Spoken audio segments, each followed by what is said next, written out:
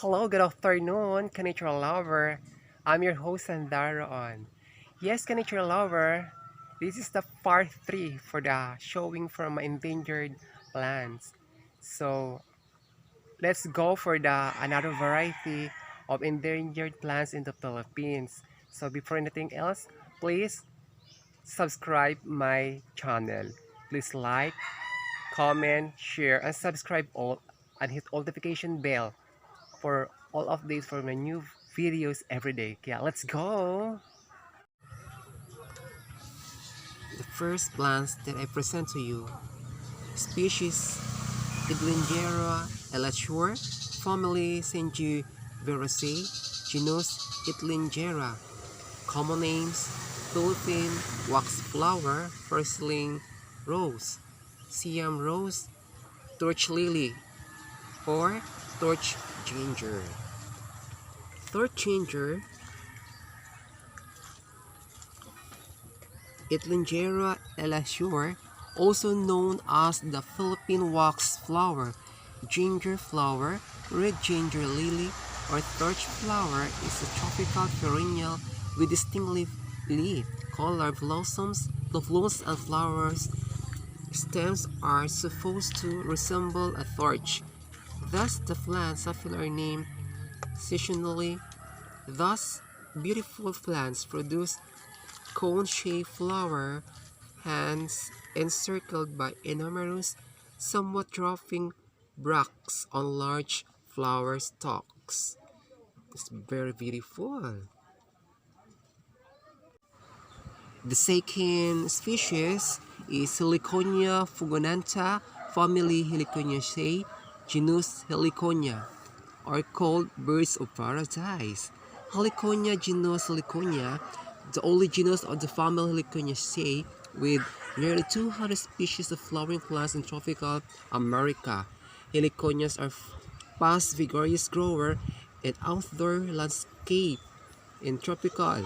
Heliconias can range in size from 3 feet all the way up to 30 feet. The flowers bracts have many varieties of color including orange, red, yellow, pink, etc. Heliconias, exotic plants or exotic flowers and ornamental plants. Wow, it's very beautiful again. Our heliconians. I like it this.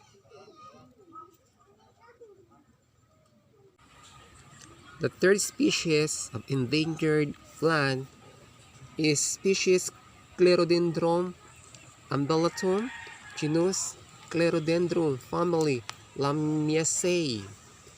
Clerodendron umbellatum is a scandent Africa shrub of the family Lamiaceae, but previously placed in Vervinaceae.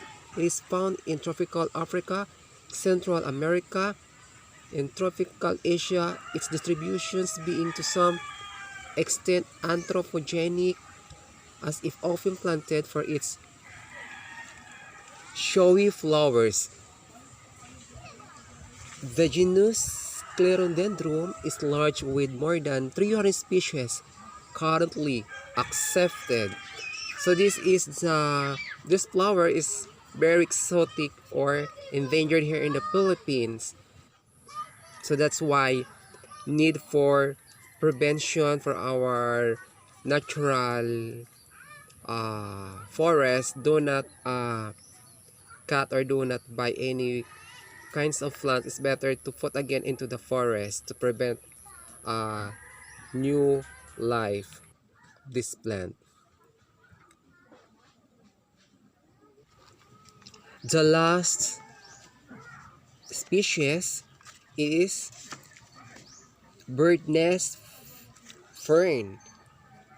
This is Diphlenium medus is an epiphytic species of fern in the family Aspleniaceae, native to tropical southeastern Asia, eastern Australia, Hawaii, Polynesia, Christmas Island, India, and eastern Africa.